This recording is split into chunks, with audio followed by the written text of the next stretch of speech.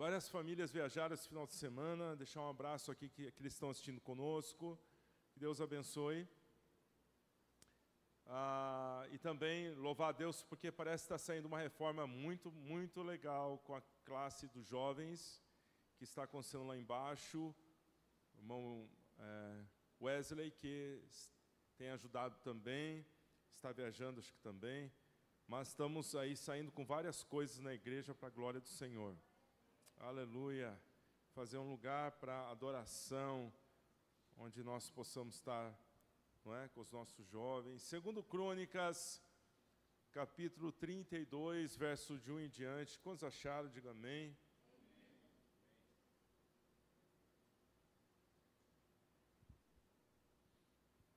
Aí diz assim a palavra: depois dessas coisas e destes atos de fidelidade, veio Senaqueribe, rei da Síria, entrando em Judá, acampou-se contra as cidades fortes a fim de apoderar-se delas. Quando Ezequias viu que Senaqueribe tinha vindo com o propósito de guerrear contra Jerusalém, teve conselho com os príncipes e seus poderosos para que se tapassem as fontes das águas que havia fora da cidade, e eles o ajudaram. Assim muito povo se ajuntou e tampou todas as fontes, como também o ribeiro que corria por meio da terra, dizendo: por que viriam os reis à Síria e achariam tantas águas? Ezequias, cobrando ânimo, edificou todo o muro que estava demolido, e levantando torres sobre ele, fez muito muro por fora, e fortificou a Milo na cidade de Davi, fez armas e escudos em abundância. Então pôs oficiais de guerra sobre o povo, e congregando-os na praça, junto à porta da cidade, falou-lhes ao coração, dizendo: sede corajosos e tende bom ânimo, não temais, nem vos espanteis por causa do rei da Síria, nem por causa de toda a multidão que está com ele, pois há conosco um maior do que está com ele. Com ele está o braço de carne, mas conosco o nosso Deus para nos ajudar e para guerrear por nós. E o povo descansou nas palavras de Ezequias, rei de Judá. Como você pode dizer amém? Amém. Essa é uma história de um milagre, mas de um milagre daqueles poderosos, um milagre mesmo. E aí toda vez que eu vejo um milagre na Bíblia, eu fico logo me atentando para saber como que o camarada conseguiu aquele milagre. Quais foram as coisas, as lições que a gente pode aprender, porque não é uma, nem duas vezes, nem três vezes na vida que a gente precisa de um milagre. E a gente precisa entender como é que ele acontece, como é que se cutuca um milagre, porque alguns milagres é pura bondade de Deus, mas eu aprendi na vida que a gente pode cutucar um milagre. Existem maneiras, situações que despertam milagres. Por vezes, Jesus estava andando, nem viu a pessoa, e a pessoa conseguiu o seu milagre, porque ela foi e tocou nele. Então, por vezes, nós temos que aprender a tocar na orla de Jesus, na orla do milagre, daquele que faz todas as coisas. Quantos podem dizer amém? Quantos querem ser alvos de um milagre essa noite? Eu vou falar diferente, tá bom? Quantos querem ser alvos de um milagre essa noite? Digam amém bem forte. Eu quero você. Pai, obrigado por essa leitura, em nome de Jesus. Amém, amém. Pode sentar, querido.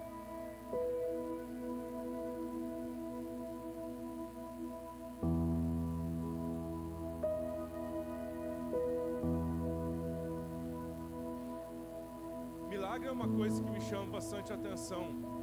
E eu fico pensando na nossa vida, nosso dia a dia, como que essas pessoas fizeram isso. Mas olha, para ser um milagre tem que ser uma batalha muito grande para o camarada entender que é um milagre, senão não é milagre.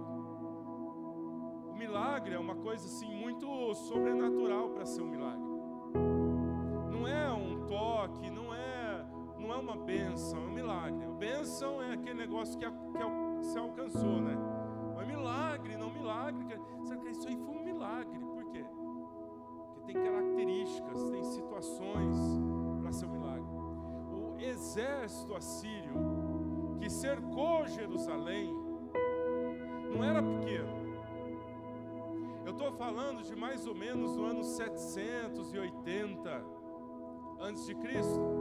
O exército assírio, ele tinha vencido a Síria, tinha vencido o Egito, tinha vencido Israel, tinha vencido todas as nações. Pior, estava entrando em todas as cidades de de Judá, chegando perto de Jerusalém. O Império Assírio foi uma das civilizações que colocaram mais medo em toda a história. Eles tinham um talento para a guerra, eles eram muito bons na guerra, eles tinham uma forma muito cruel. A história conta que quando eles ganhavam as lutas, eles espetavam os inimigos com madeira, né? E queimavam eles vivos em tochas, para mostrar que o Deus deles era um Deus poderoso. Na verdade, eles também tinham muita força na construção, nas cidades, nos edifícios. No ano 705, mais ou menos, a Síria era governada por Senaqueribe.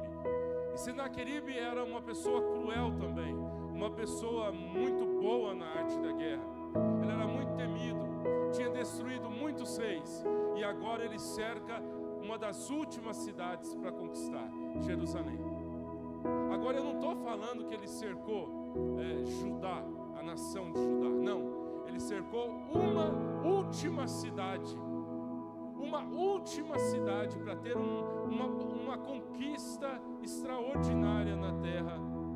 Os assírios estavam para destruir Jerusalém. E no reino de Judá tinha um rapaz, vou chamá-lo de rapaz, porque ele começou a governar com 20 e poucos anos, e agora devia estar com uns 30 e pouco, 40 anos. Esse rapaz, ele era temente a Deus. Aleluia! Ele era muito temente a Deus. Ele era um jovem que temia ao Senhor. E a Bíblia diz que governando com 25 anos de idade, agora depois de 14 anos, Senaqueribe invade, conquista 46 cidades e marcha contra Jerusalém. Agora você imagina o que um jovem, no caso, um jovem temente a Deus, cerca de 40 anos de idade, com uma nação toda tremendo, não é? Tremendo para perder todas as coisas. E de repente, a única coisa que pode vir na cabeça desse jovem é só Deus para realizar esse milagre. Só Deus pode fazer isso, pessoal. Eu imagino ele olhar para o exército dele, e o enorme exército de Senaqueribe, para um pouco do que ele tinha e para o muito que o exército inimigo tinha, para a tremenda arte de guerra que Senaqueribe tinha. O milagre é um evento sobrenatural, inexplicável, que causa estranheza e admiração. Isso que é milagre.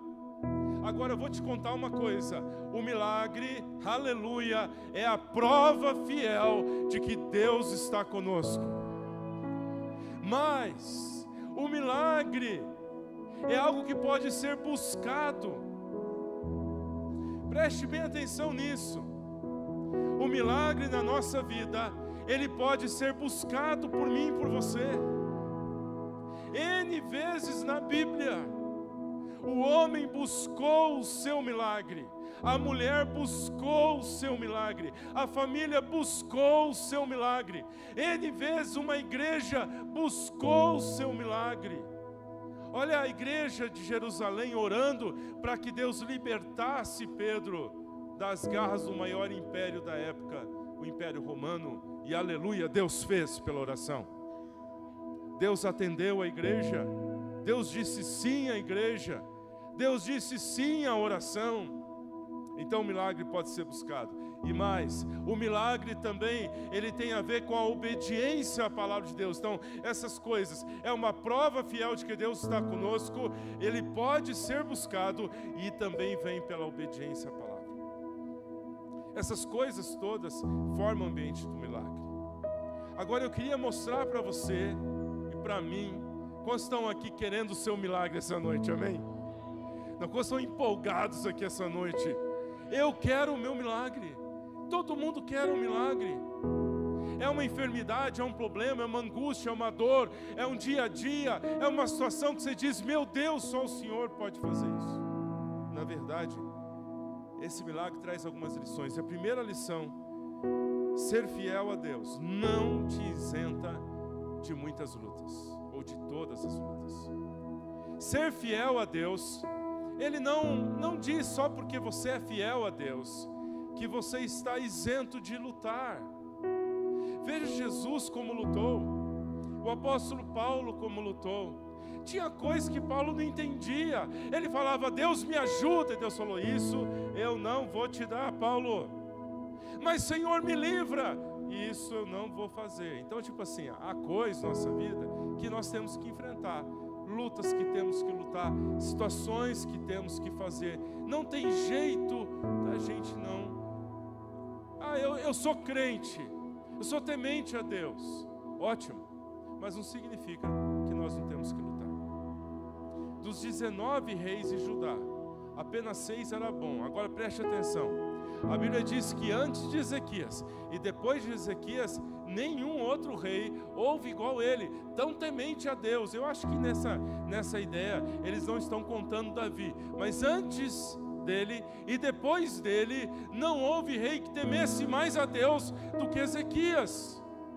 Mas ele enfrentou a luta. Não teve rei que se curvasse mais, que adorasse mais e que buscasse mais o Senhor, mas ele teve que enfrentar a sua luta. Ezequias teve uma vida fiel a Deus. A Bíblia diz que, segundo Reis 18:5, não houve quem fosse semelhante entre ele em todos os reis de Judá, nem entre os que foram antes dele. Não teve. Ele era muito temente a Deus. Rapaz de 40 anos, temente a Deus. Um homem temente a Deus. Ezequias teve coragem de enfrentar lutas mesmo sendo jovem. O seu pai, o rei Acás, ele tinha tirado do templo um altar de bronze que era muito importante, bem na entrada do templo. E o seu pai, Acás, tinha tirado esse altar e colocado um ídolo bem ali no lugar. Ele foi lá e tirou o ídolo e devolveu as coisas de Deus. Era um rapaz temente a Deus. Era um rapaz que saiu procurando em Jerusalém todo altar, todo lugar que se adorasse que não era para Deus, e tirou tudo que ele podia da frente ali do seu país. Até a serpente de bronze, diz a Bíblia, que o pessoal adorava, que era de Moisés, até mesmo a serpente de bronze, que era uma coisa que Moisés fez. Eu acho que todo mundo gostaria de ter no museu da sua cidade a serpente que Moisés tinha feito, na qual que todos olhassem para a serpente seriam curados. Mesmo essa serpente ele destruiu, porque o povo estava adorando essa serpente. Ou seja, tudo que ele pôde fazer para que as pessoas adorassem só a Deus, esse menino fez. A Bíblia diz que às vezes, na realidade, muitas coisas em nossa vida, nós temos que ter coragem para quebrar. Não é brincadeira quebrar tudo que às vezes é cômodo para nós, ou a gente gosta, mas que não agrada o coração de Deus. Esse jovem fez, ele quebrou. Eu fico imaginando, porque a Bíblia diz que ele se apegou ao Senhor. A Bíblia diz que ele se achegou ao Senhor e não se apartou de Deus. Que coisa forte isso, hein, alemão? Ele se apegou ao Senhor. Em outras palavras, ele foi um grudinho do Senhor, Jonathan. Ele andou grudado em Deus. Ele fazia as coisas grudado em Deus. Ele andava como um rei grudado em Deus. Ele ia orar grudado em Deus. Ele ia para o templo grudado em Deus. Ele ia governar grudado em Deus. Era um jovem grudado em Deus. A Bíblia diz que ele se apegou e não se apartou dos mandamentos do Senhor. Mesmo sendo exemplar, a Bíblia diz que ele enfrentou lutas fortíssimas. A Bíblia diz que ele reparou o templo, ele reparou a Páscoa, ele reparou o ministério levítico, ele tirou a idolatria, ele tirou a serpente de bronze. Mas agora eu queria que você prestasse atenção, porque quando você gruda no Senhor, aleluia, Você levanta inimigos espirituais que não quer que você seja um homem temente a Deus. Quando você está grudado em Deus, você também tem que estar preparado para guerrear. Toda pessoa que foi grudada em Deus, nessa terra, teve que aprender a guerrear. Jesus, Paulo, Pedro, os apóstolos, que serviam grudado em Deus, tinham que aprender a guerrear as suas batalhas. Olha só, mesmo sendo exemplar, ele passou por aflição. A Bíblia fala, Jesus falou, no mundo tereis aflições. Muitas aflições o justo passa, mas Deus fortalece para sairmos dela. Segunda lição que a gente tira, escute, vamos ler isso comigo. Segunda lição: o inimigo busca nos convencer que seu poder de derrotar é maior do que o nosso poder de vencer. Eu queria que nós lêssemos isso para gravar bem em nosso coração. Pode ler comigo, vamos lá? O inimigo busca nos convencer que o seu poder de derrotar é maior do que o nosso poder de vencer. Gente, por vezes, Satanás vem para nós e diz: eu sou mais poderoso que você. Você não vai conseguir. Você vai perder. Você sempre perdeu. Você sempre lutou nessa área e perdeu. E ele tenta nos convencer que o poder dele de nos derrotar é maior do que o poder que tem em nós de derrotar ele. Mas a Bíblia diz que maior é o que está em nós do que aquele que está no mundo. Ele tenta nos convencer que você não vai conseguir, que você não é páreo para ele. E se você olhar na Bíblia, você vai ver essa mesma estratégia. Se você olhar para, por exemplo, Rabsaqué, que foi um rapaz enviado por Senaqueribe para chegar até Jerusalém e falar para o pessoal dizendo assim: olha, o seu Deus não é nada. Olha, o meu Deus, o Deus da Síria, já venceu aquele, o da Síria, o do Egito ali, venceu aquele Deus ali, venceu aquele ali, venceu aquele outro ali, venceu aquele outro ali, e o Deus de vocês, dizendo para Jerusalém, não é Deus, é um Deus fajuta. Na verdade, ele usa uma frase assim: o seu Deus não poderá livrar. Olha que forte. Amados irmãos, nós somos crentes em Jesus Cristo. Quantos pode dizer amém? O nosso Deus pode nos livrar, mas ele sempre vai nos convencer, tentar nos convencer de que você deve entregar a luta. Seja desanimado, não acredite na vitória, acredite em que você deve entregar a luta, não ir para frente, não lutar um melhor emprego, não lutar pelo seu casamento, não lutar pela sua vida com Deus, entregar os pontos, afinal a luta é muito grande. Ele sempre vai tentar fazer com que acreditemos que ele tem maior poder de nos derrotar do que nós temos poder de vencer. Olha só, Satanás usa essa mesma estratégia. Eu vou dizer algumas coisas que ele fala para nós. Ele usa muito a palavra fracasso. Satanás usa muito a palavra cansaço. Satanás usa muito a palavra ondas fortes. Foi o que ele fez com Pedro. Ele falou: ei Pedro, em vez de você olhar para Jesus, olha as ondas fortes que batem na sua perna. Dá uma olhadinha, Pedro. E Pedro olhou. Aliás, eu acho que todo mundo ia ter curiosidade de dar uma olhadinha. As ondas estavam vindo e batendo, vindo e batendo, vindo e batendo, vindo e batendo. Jesus Cristo amado, me socorre. As ondas são fortes, são reais. Deixe-me dizer, querido, as ondas não são irreais, os problemas não são irreais. A gente batalha nesse mundo, a batalha é real.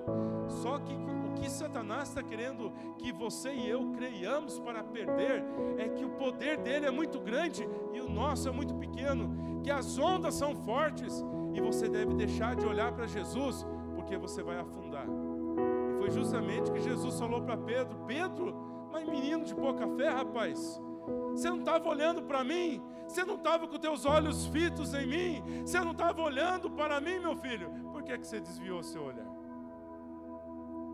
Na verdade, ele sempre tenta inverter a verdade e o erro. Veja a acusação que ele faz para o rei temente a Deus.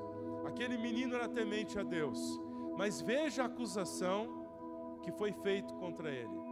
A Bíblia diz que aquele mensageiro de Senaqueribe olhou para ele e diz assim: não foi Ezequias que tirou os altos de Jerusalém, dizendo: adorarei somente ao Senhor, e olha agora a cidade toda cercada.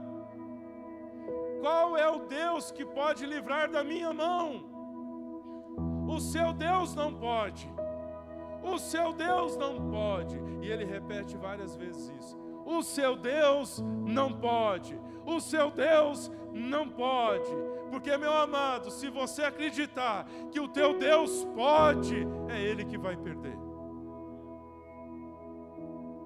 Mas ele repete várias e várias vezes, para que o povo pudesse escutar que eles estavam derrotados. Em outras palavras, entregue a luta. Você perdeu, é melhor o divórcio. Você perdeu, é melhor ficar em casa sem fazer nada.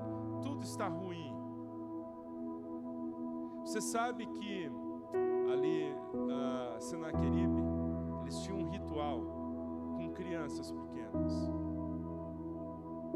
Eles matavam bebês para adorar o seu Deus. E quando aquele jovem de 40 anos se levanta para declarar que há um só Deus no céu e da terra, querido, ele estava salvando crianças, ele estava salvando famílias, ele estava salvando futuros homens de Deus, mulheres de Deus, ele estava salvando uma geração na sua terra, e Satanás estava furioso contra ele. A igreja hoje luta com tantas coisas, e a nossa oração é: vamos continuar dizendo que o nosso Deus pode, que o nosso Deus vai, que o nosso Deus é tremendo, que o nosso Deus é sobrenatural. Na verdade, quando nós estamos lutando e batalhando para salvar nossas famílias. É interessante porque muitos acham que todos os caminhos levam a Deus, que todos os deuses são bons, que toda religião é boa. E aí vem aquele jovem de 40 anos dizendo: não, vamos adorar o Deus Criador do céu e da terra, aleluia. Vamos adorar o nosso único Deus, vamos adorar o Deus verdadeiro.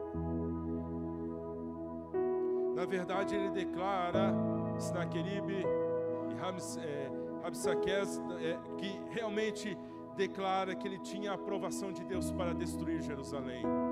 Eu acho isso tão forte. A Bíblia diz que ele fica de pé, Rabsaqués se põe de pé e declara: foi Deus que me mandou destruir Jerusalém. Veja que mentira, veja que forte. Foi Deus que me enviou para destruir vocês. Satanás tenta ser convincente, tenta se disfarçar. E a Bíblia diz que ele olha para ela e fala assim: olha, mas eu não vou destruir, eu vou ajudar vocês. E a minha ajuda vai ser assim: fiquem na sua terra, plantem, já já eu venho, pego vocês e levo para uma terra muito gostosa. É como se ele falasse assim. É claro que isso é uma mentira. Ninguém que vai ser escravo vai passar numa colônia de férias, amém? Mas olha o que ele estava falando: fiquem na terra, já já eu pego vocês para uma terra muito boa, uma terra muito gostosa, assim como a de vocês. Veja, ele está argumentando para que as pessoas não tivessem força de lutar. Tipo, eu vou dar bênção à vida de vocês. Quantas vezes Satanás promete coisas para nós, ele quer que nós os entreguemos, deixemos de lutar. Ele fala: deixa de lutar por sua família, deixe de lutar pelo seu emprego, deixe de lutar pela sua consciência, deixe de lutar de tudo. Sabe por quê? Eu vou te dar bênção, eu vou te dar aquela mulher, eu vou te dar aquilo, eu vou te dar dinheiro, mas basta você deixar o seu Deus e a sua terra. A verdade, tudo isso é uma tentativa de enfraquecer o nosso coração. Se você olhar uma bebida, um comercial de bebida alcoólica, por exemplo, ele nunca diz, beba tal coisa e não veja seu carro bater no outro. Beba essa situação, se embriague e atropele 5 pessoas e fique feliz. Ele nunca vai dizer isso, porque ele não está com a vontade de mostrar para você a consequência de um ato errado que você faz.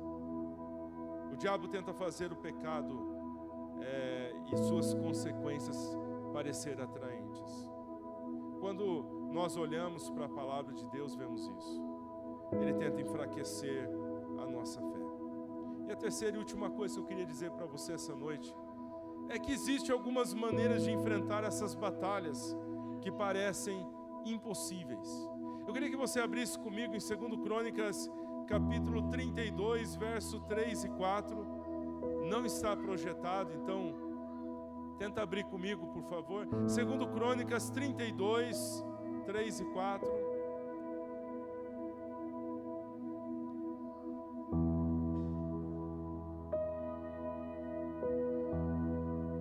Diz a palavra de Deus assim: vendo, pois, Ezequias que Senaqueribe vinha e que estava resolvido contra Jerusalém, primeiro teve conselhos com seus príncipes, seus homens valentes, para que se tapassem as fontes de águas que havia fora da cidade, e eles o ajudaram. E no final, porque viram os reis da Síria, porque viriam e achariam tantas águas.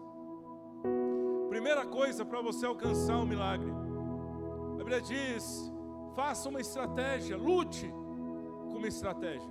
A Bíblia diz que Ezequias reuniu pessoas inteligentes para falar sobre o seu problema. Se você está passando uma luta muito grande, fique perto de pessoas inteligentes. Reúna pessoas inteligentes. Vai lá na casa do pastor Eli, pague um café para ele. Fala: pastor Eli, eu quero contar o meu problema. Escute o que ele tem para dizer. Vai lá na casa do meu pai, 94 anos, não é não? Deve ter algo para falar para você com 94 anos, não é não? Vai na casa lá do pastor Rodney, diz: pastor Rodney, eu vim aqui, trouxe uma torta, queria comer com você, queria que escutasse o meu problema. A Bíblia diz: na multidão dos conselheiros da sabedoria. Vai lá na casa do pastor Celso, chega para ele e diz: pastor, eu estou com um problema, escute. Na casa do irmão Nelson, pessoas de bem, pessoas que vão abençoar a sua vida, como você pode dizer amém, e que vão tocar a sua vida com paixão, com coisas de Deus, que não vão dizer para você pular de um prédio, muito pelo contrário, vão dizer para você: não, meu filho, nós vamos vencer junto, eu vou orar com você, eu vou estar junto com você, nós vamos batalhar junto, meu filho. Pessoas de fé. Ela disse que Ezequias falou assim: olha, nós vamos fazer alguma coisa, vamos tampar as águas do lado de fora da cidade, porque assim nós vamos enfrentar o nosso inimigo. Tem estratégia. Vai casar, não vai? Tem uma estratégia. Vai enfrentar uma dificuldade, não vai? Tem uma estratégia. Olha, eu estou com tal situação para resolver. Use estratégias para você estar mais perto. Segundo, repare os muros. A Bíblia diz que ele olhou e viu o muro trincado. O exército vai entrar fácil, o inimigo vai entrar. Quais muros nós temos em nossa vida que precisam ser fechados? Problemas, pecados, ansiedade, dificuldade, todos nós temos, mas que tal fechar o muro? Que tal nós tamparmos aquilo que está trazendo derrota para nós, preocupação para nós? Então, na realidade, a Bíblia diz que ele se animou e tampou os muros para que o inimigo não pudesse ter brechas para entrar. Pode ser um pecado, um orgulho, um tempo com um Deus diminuído, pode ser uma leitura da Bíblia muito falhada, pode ser uma falta de entregar o seu dízimo, sua oferta, seu coração. Tudo isso pode ser uma coisa que luta contra você. Precisamos fechar os muros da nossa vida, se queremos vencer. Terceiro lugar, precisa ter força e coragem. Amado, se você fechar o teu quarto, fechar a tua janela e dormir 5 dias, você vai levantar mais animado. Nem sempre dormir 5 dias resolve. Talvez numa situação ou outra, talvez numa situação de muita doença, e com certeza vai ajudar. Mas de alma, você vai ficar no escuro quando o nosso Deus é luz para as nações? Você vai fechar o teu quarto e ficar desanimado quando o sol que Deus faz brilhar todos os dias é nada na presença dEle? Ele é maior que o sol. Para que você vai entrar numa depressão se o nosso Deus é maior do que a nossa luta? Portanto, abra a janela, busque soluções, vai atrás, tenha força e coragem. Foi que Ezequias falou: esforçai-vos e tende bom ânimo, não temais, nem vos espanteis por causa do rei da Síria. Que homem corajoso, hein? 40 anos, quantos anos você tem? 38, mais ou menos a sua idade. Chegou para uma nação toda e falou assim: não espanta não, porque com ele está o braço de carne, mas conosco está o Senhor nosso Deus. 40 anos, hein? É novo. 40 anos é novo para ter uma nação nas costas. 40 anos é pouca idade para tanta responsabilidade. Mas ele não arredou o pé, não. Quem sabe essa noite Deus está falando para você: está na hora de você ser corajoso. Quem sabe essa noite Deus está falando para você: está na hora de você abrir a janela.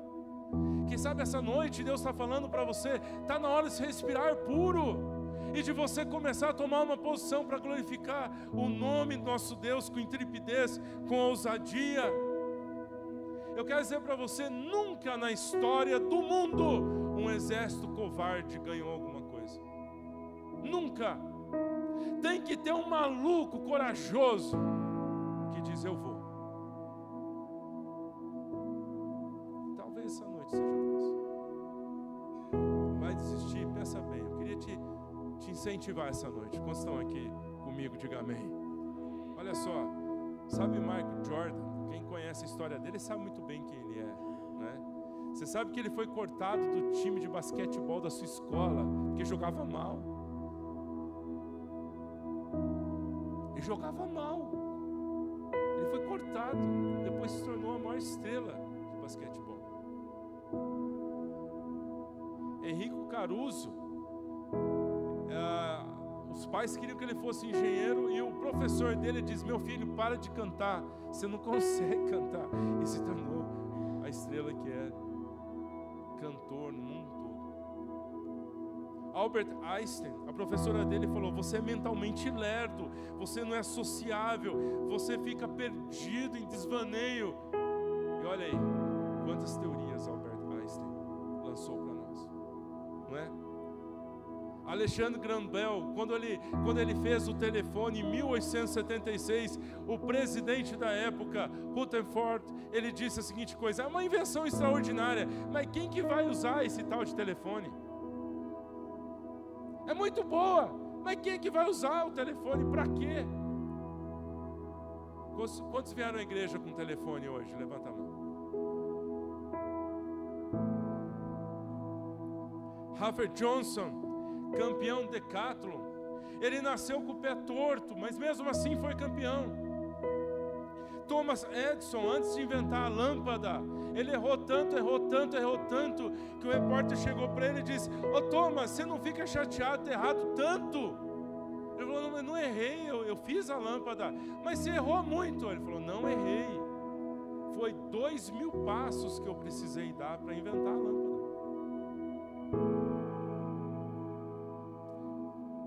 Aos 46 anos, Beethoven perdeu a audição. Dizem, né, que as melhores, se não as extraordinárias, últimas músicas ele fez sem audição. Difícil tocar sem audição. É chato, é estranho, é ruim. Temos uma doutora aqui presente, não é brincadeira. Mas olha só o que esses homens fizeram quando foram pressionados. Olha o que esse moço de 40 anos fez quando foi pressionado. Olha o que eu e você podemos fazer para a glória de Deus quando somos pressionados. Quando um exército se levanta contra nós, a qual nós não temos força, ou luta em nossa vida pessoal, ou profissional, ou familiar, ou qual luta você esteja passando, da qual você pode usar a palavra só um milagre. Só um milagre para fazer isso acontecer na minha vida. Só um milagre. Mas aquele menino de 40 anos levantou no verso 7 e declara a seguinte coisa: com ele está o braço de carne, conosco o Senhor nosso Deus, para nos ajudar, e ele vai guerrear as nossas guerras. Aleluia. Quando você pensa que ele vai dizer assim, não, Deus está aqui para nos ajudar, ele coloca um e, faz toda a diferença, pastor Eli. Guerrear as nossas guerras, porque eu não tenho força para vencer o exército lá fora, mas aleluia, o meu Deus tem um braço maior do que aquele exército lá fora. E a Bíblia diz que de uma maneira tão extraordinária e tão poderosa, aqueles cavalos, aqueles cavaleiros do exército assírio, a Bíblia diz que em um só dia, a Bíblia diz que Deus enviou um anjo e arrebentou o exército assírio. O exército assírio caiu diante de um anjo. Eu fico espantado, porque se fosse eu já enviava pelo menos uns 3.000 para garantir a vitória. Mas o nosso Deus, que não tem problema com vitória, enviou um anjo só. Sabe para quê, filho? Para mostrar para mim e para você que para Ele é nada nos dá a vitória essa noite. Eu queria pedir para você ficar de pé. Pegar o pessoal aqui da equipe de louvor.